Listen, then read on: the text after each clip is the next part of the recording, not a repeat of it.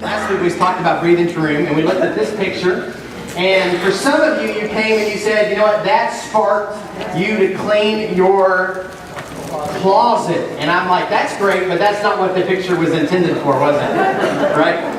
You know, because it's okay for our closet to look like that. It's okay for our house to look like that, but it's not okay for our life to look like that. Where we cram everything in our schedules, where we cram everything in our lives in, and then we wake up and we don't have any breathing room in our time, our schedules, in our relationships, in the way that we spend our money. And so we've been talking about creating some breathing room, some space, and we determined that breathing room, and on the back of your bulletin is this, it's the space between your current pace and your limits. It's the space between your current pace and your limits. Because when we all look at our lives and we really take a deep look, we can look at the way we spend our money, the way we spend our time, the relationships that we have.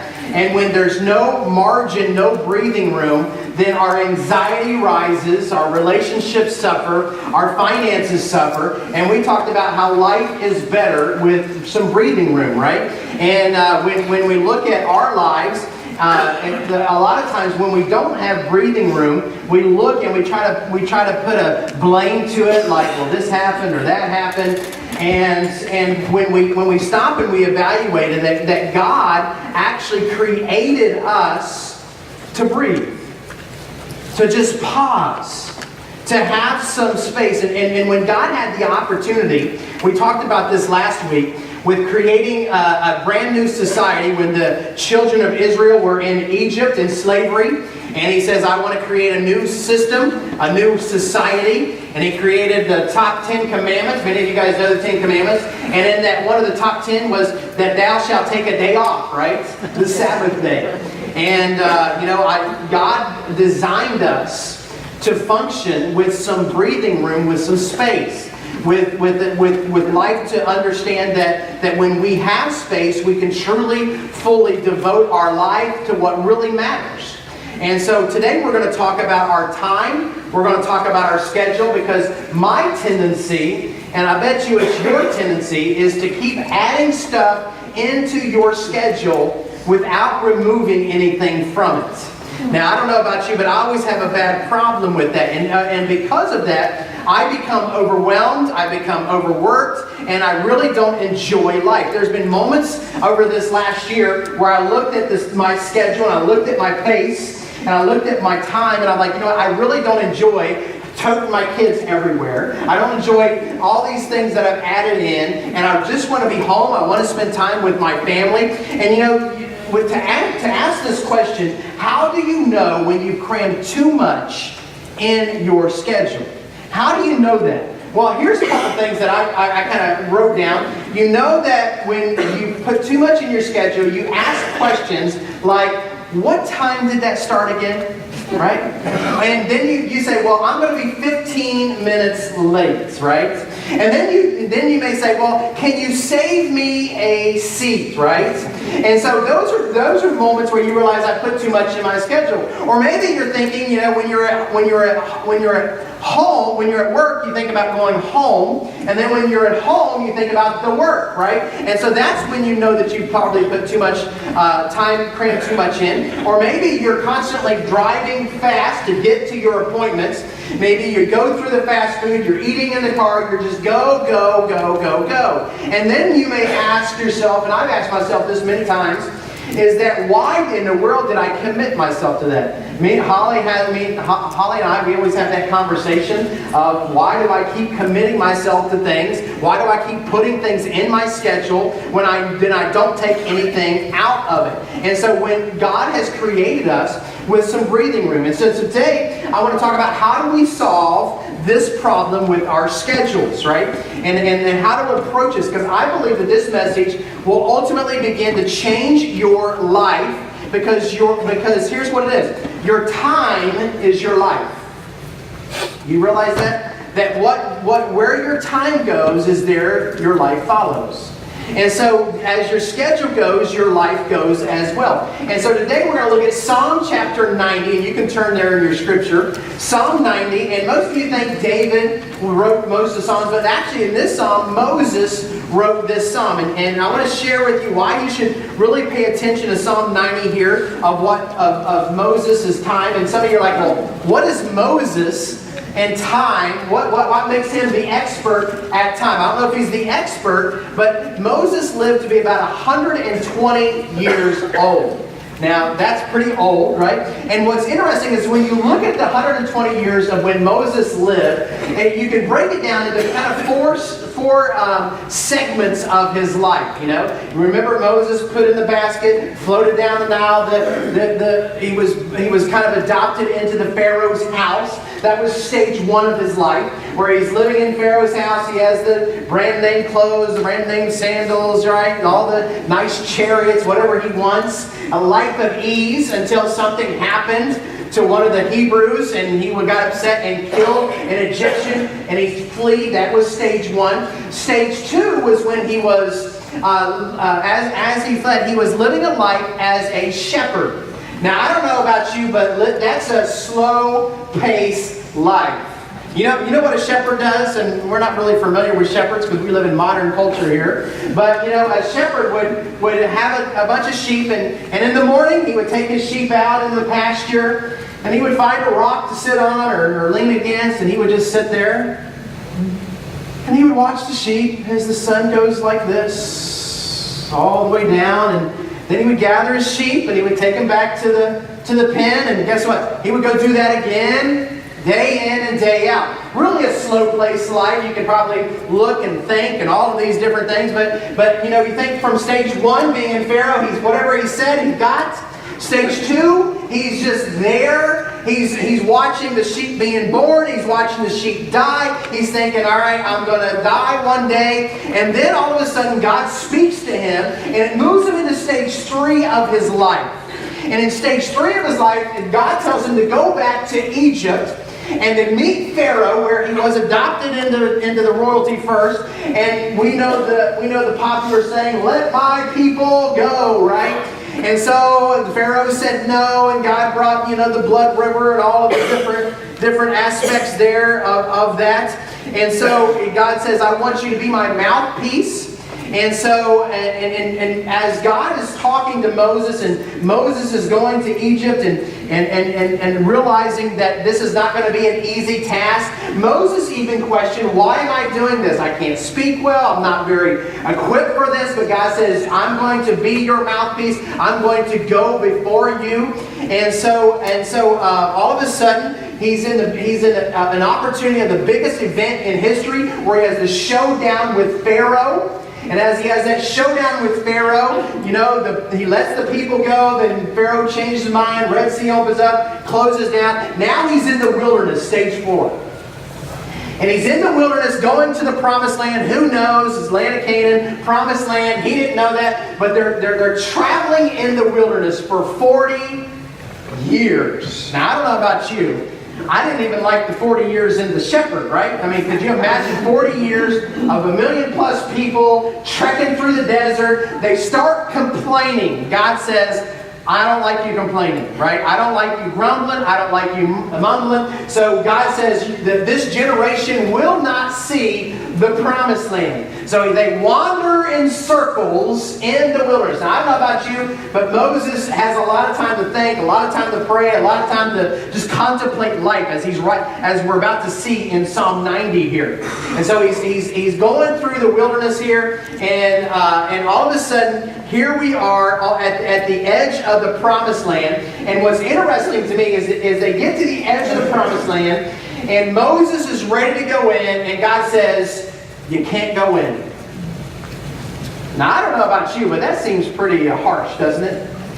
You can't go in. And then God tells him, well, go up to the mountain and I'll let you look in. Right? Well, thanks a lot, God, right? But what's interesting to me is that Moses' faith was in the one true God. His faith never wavered. Maybe he questioned, but his faith never wavered one bit. And so when you think about time and all the time that Moses lived up to this point, this is where we begin in Psalm 90. And this is really the context of every decision that we make as it relates to time. Look in verse 1.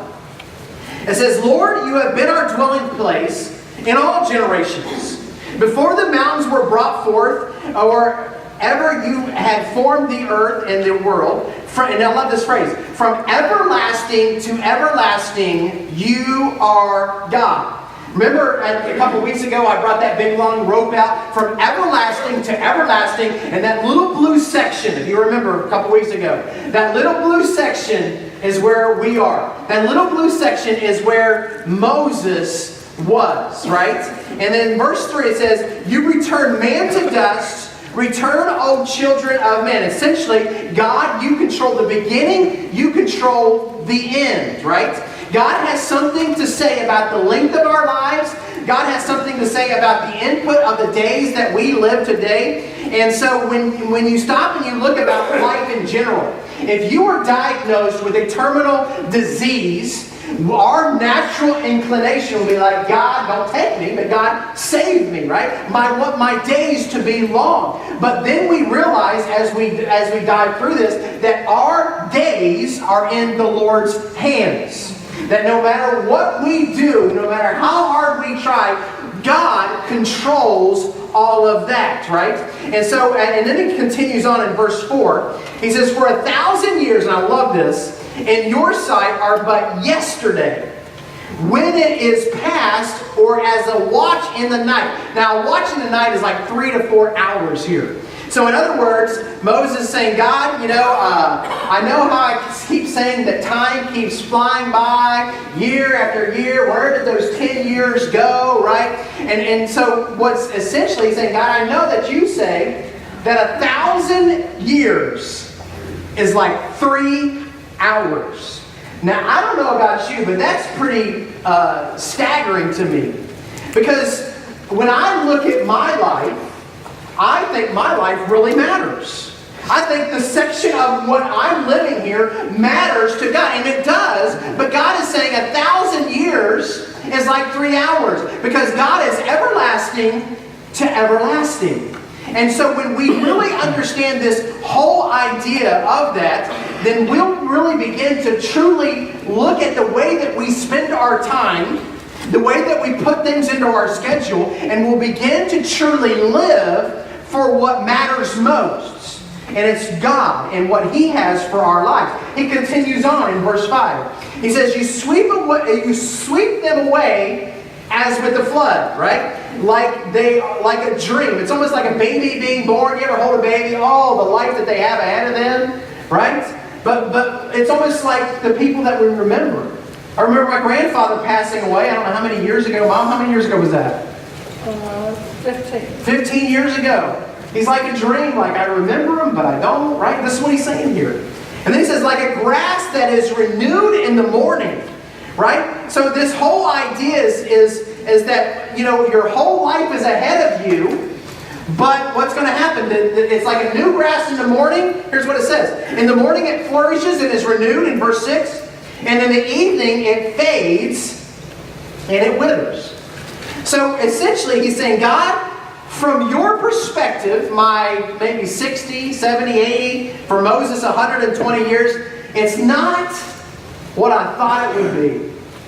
And you think he's towards the end of his life saying this. There's a lot of wisdom in years, isn't there? The longer that I love sitting on deathbeds, and I love sitting with people that are 80, 90, almost 100 years old. There's a lot of wisdom there, isn't there? Why? Because they've lived life and they understand. We just went through Ecclesiastes in Sunday school, and Ecclesiastes talks about that life, right? The wisdom that's there. And so when you stop and you think about your life, it's like a piece of grass that grows up and then dies the next time. And you think, well, that's exciting. I'm glad I came to church today, right? But when we really understand what life is all about, and then he goes on in verse 10. Jump down to verse 10. He says, for the years of our life are 70, or even by reason of strength 80. And it says, yet their span is but toil and trouble, right? And you think, how many of you think you've had a hard life, right? Raise your hand. You've had trials and troubles. Only one person. Thanks for being honest, Karen. Right, two. Let me raise that hand. How many of you had troubles in your life, right? You've had problems in your life. And when you think about the problems in your life, and we always look back to the good years, right? We always have the good years. But when you look at the problems and the toils of your life, then you look at Moses' life that's writing this. Right? 40 years in the palace, 40 years in the desert. He let my people go. Now he's 40 years wandering in the desert, trying to get to the promised land. He gets up to the mountain. God says, I'm not letting you go in. Now you talk about troubles, and you talk about something that say, God, come on, really? You think about troubles. I think Moses wins here, don't you? Don't you think? And so what's interesting about Moses is that Moses never lost faith. Because we don't really understand the goodness of God. And Moses is saying, I want you to understand how good God is. Let's continue on. And it says, and they are soon gone, and we fly away. Now, I love, how many of you guys like the old song, I'll Fly Away?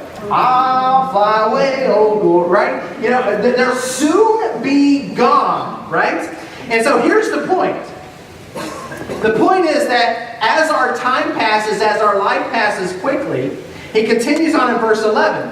And I love this. Who considers the power of your anger and your wrath according to the fear of you. In other words, if we could only understand, only embrace, only comprehend the power of your anger and the power of what your purpose is for life, then we wouldn't waste our life with what we waste our life with. And so Moses kind of pauses here, and he's saying, I want you to understand the realm of time. I want you to understand that because of who God is, that our reverence and our fear of God is to say, God, we praise you, we honor you, whatever our life is, that no matter where we are in life, that it's for you, because we're only on earth for a short period of time. If you remember my rope illustration, from eternity to eternity, and that little section was humanity.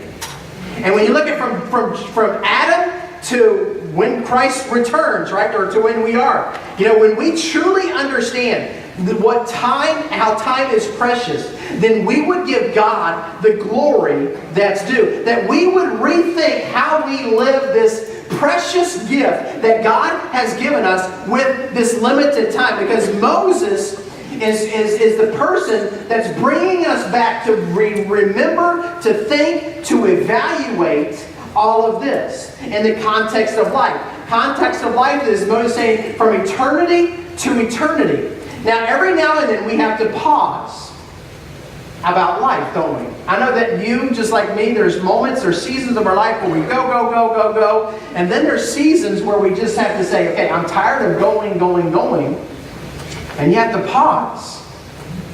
What is life really about? What does God really want for me to do? Why am I not doing the most important things? Why am I actually consumed with all the things that really don't matter? And then he goes to the application here. Look at verse 12.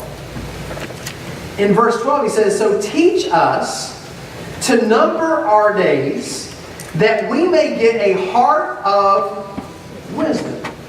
Now what's interesting to me is when I was younger, I thought my days were unlimited. I don't know about you. The older I get, the more I realize that I need to number my days. And I love this verse. It says, so teach us the number of days, that we get the heart of wisdom. And see, Moses is saying that when you think that your days are unlimited, that's a huge mistake. I have my 16-year-old boy is back there running the media. He has 2.5 more years with us as a family.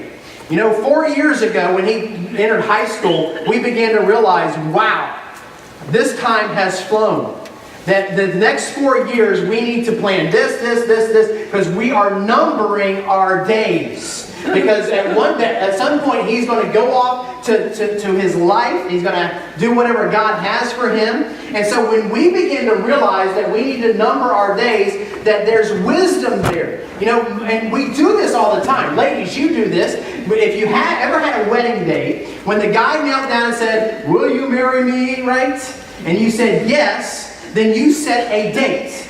And from that date, I have 100 days, I have 90 days, I have 2 weeks, whatever that day is. You numbered your days to say, this is the event, this is all I've got to get done before the event. And so before I say I do and he says I do or I will, then I have to get all of this done. We understand that. You understand this as teenagers. You know, or maybe you went to college. We have a big exam 2 weeks before, 1 week before, 4 days before. You know that you have to study and get that project done before that. We know that at work. We have deadlines at work, right? You know, we got to get this done before the 1st or the 15th or whatever. And we number our days and we got to get all of these different things done. Now, here's what Moses is saying. What if we begin to live that way now? To realize that we need to number our days, to realize that God only has so many for me, and I need to what? I need to get across what my purpose is. And what is the mission of our church? The mission of our church is to ensure that every man, woman, and child will have a repeated opportunity to see, to hear, and to respond to the gospel message of Jesus Christ. See, we have the answer to humanity, and that's Jesus Christ. And if we don't number our days and realize that we only have so much, we're not promised tomorrow, are we? You know, I was telling my Sunday school class this morning that today is a day that the Lord has made. I will rejoice and be glad in that. And here's what Moses says, and I love this in verse 12. Teach us to number our days, that we may get a what? Heart of wisdom. Now, we gain wisdom when we understand why we're here. You're just not here to breathe and exist and to take your resources and spend them for yourself or what your time or whatever that is. We're here for a purpose. When you don't number your days, you're going to begin to live for the things that really do not matter in life. Because 30 years from now is what you're doing now doesn't really matter.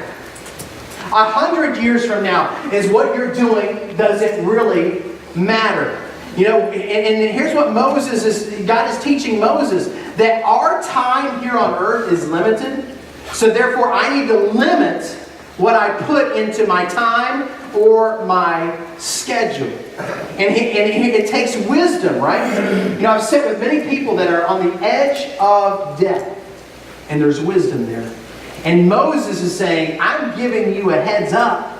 Don't wait till the end of your life to say, oh, now I get it, right? He's saying, let's rewind this. Let's come now at whatever stage you're in your life. You could be 20, you could be 30. Here's the reality is we know that there's only 120s, right? I mean, there's only one life in your 20s. There's some of you are 29 forever. I don't know what that is, right? Some of you are 30 only once or 40 only once. Some of you are 50 indefinitely. Whatever that is, you cannot go back and redo life. Do you realize this? And what's interesting to me is I found a story of a lady named Bronnie Ware. She was an Australian nurse that worked with people that were in hospice care, that they only had I think, 10 to 12 weeks to live.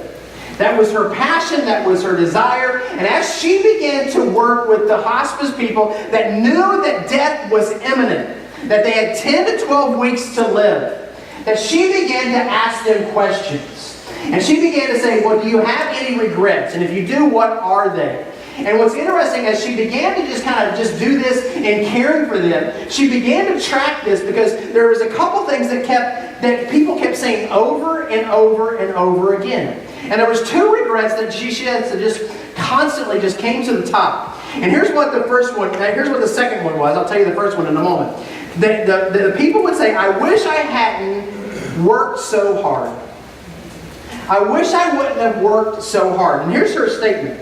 It says, this came from every male patient that I nursed. Every single man at the end said, I wish I had not worked so hard. They missed their children's youth, their partner's companionship, and she spoke about the women, but she said that mainly it was the older generation, the female patients were not breadwinners, but all the men that she nursed deeply regretted spending their lives at work. That was the number 2. And so when you stop and you look at what Moses is telling us, to teach us to number our days so that we'll get the heart of wisdom, you know, we only have one go around, don't we? That when our life is spent, it's spent. When whatever we do, we do. A lot of times there's songs written about, you know what, when I'm working, and one day I'll spend time with my family. One day, you know, I look at my son back there, 16 years old. I think, you know what, he's going to be gone in 2.5 years. And we'll still have a relationship, but he won't be under my house. He won't be there for me to love anymore, to hug, to get in his bed, wrestle with him, right? Take him down. Got the weight on him, that's what it is.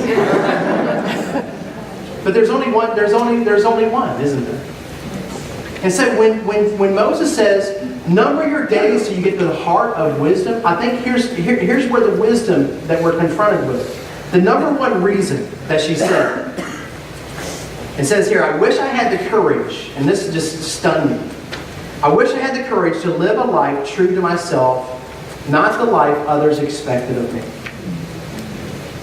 That's powerful, isn't it? I wish I had the courage to live a life true to myself, and not the life that others expected of me. See, what do we do when we open God's Word and we are confronted with this wisdom? What do we do with understanding what our current pace is and the limits that we have? Because the reality is we all have limits in our lives, don't we? And when we begin to look in the mirror and we begin to see God and say, God says, this is not how I wanted you to spend your time. This is not how I wanted you to waste your life. Then that's the wisdom that says, Lord, would you help me to order my days, to order my time. God, I know that you have something greater for me than what I'm living for now. God, I know that you have something greater for my family, for my children, for my adult children, for my grandchildren. I know that you have something for me and my family. And God, what do I need to do to add to my schedule, right? What do I need to do to subtract from my schedule? What do I need to do to kind of remove whatever that is away from my schedule? Because when you begin to ask that question and honestly say, God, what do I need to add to my schedule? Many of you in this room today, as I've gone around over the last few weeks and talked to many of you said, man, this life group thing that you do on the weeknights and you meet in people's homes, that has radically changed my life. It's different than our Sunday schools. It's actually a life group where you get together, you unpack really what we're talking about here, and you begin to do life with other people. You know, I was talking to some people the other day, and they said, man, this radically changed my life. And many of you are like, well, I don't know, I don't have any time. Maybe that's what you need to add to your life, so that you begin to do life with other believers, going in the same direction, having the same struggles, beginning to pray for each other, to lift each other, to care for one another. Maybe that's something that we need to add to your life. Maybe there's some things that when we honestly look at the wisdom that God is imparting in Moses, what do I need to subtract from my life? What are some things that I need to get rid of my life altogether?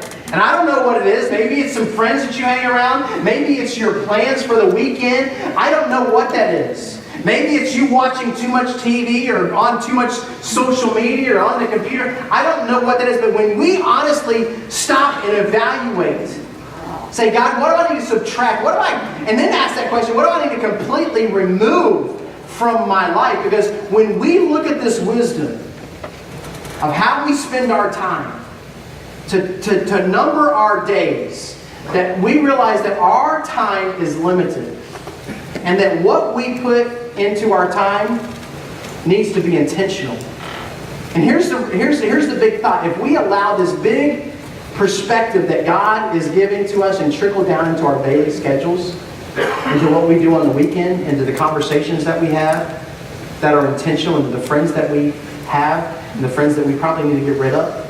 It will radically change your life.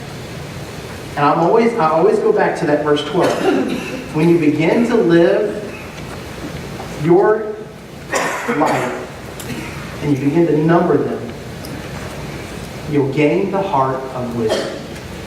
And I don't know anybody in this room today or watching online that doesn't want wisdom. And here's how God has told Moses to do it. Number your days and you'll have the heart of wisdom. Would you pray with me? God, I come to you and I thank you for this golden nugget that you've given to us today. That, Lord, that what we do with our time truly matters. That, Lord, you have created us for some breathing room. You've created us with some space that we can go and to live on purpose, to live your life that you have called us to. Lord, I know that there are people that are in this room today or watching online that, Lord, that they're convicted right now because they're faced with some wisdom of what do I need to add to my life? What do I need to subtract from my life? What do I need to get rid of completely to live a life that is holy and just before you? And Lord, there may be someone in this room today or maybe watching that, Lord, there's never been that moment in their life where they said yes to you. And they've been coming to church for a while and they know who you are, God. But they've never had that moment to say, yes, I believe that you are the answer to my sin problem. And if you're here this morning, I'm just here to share with you that God loved you enough to send Jesus to die on His cross, to shed His blood, and to not only shed His blood and die, but 3 days later He rose from the dead so that we would have life. He's given His life for you to say, yes, I need you, Jesus. And if you're here this morning and you need Jesus, I want to invite you to say a prayer from your life to God's. It goes something like this. God, I need you. I need your grace. I need your mercy. I need your forgiveness. God, I just need you in every area of my life. And today, by faith, I put my faith and I put my trust in you. I give my life to you today. Fill me with your Spirit so that I can live for you the rest of my days. If you just said that prayer, you just became a child of God. In the next few moments, we're going to have an ending song. And at this ending song, we're going to give you an opportunity to come forward and maybe pray with one of our pastors or pray by yourself. But our heart here at the church is to help you, to introduce you to Jesus and to help you to grow in your faith. And for those of you that are followers of Jesus in this room today, this is a time for you as well. For you to say, you know what, I have not been numbering my days. And God, would you teach me to number my days so I can grab your wisdom in my life. God, the next few moments are yours and yours alone. Lord, do what only you can do. Thank you for this wonderful day that we could come together and to just worship and honor you and open your word and for you to speak to us in a profound way. Lord, bless the next few moments as they're continually yours. In Jesus' name we pray. Amen.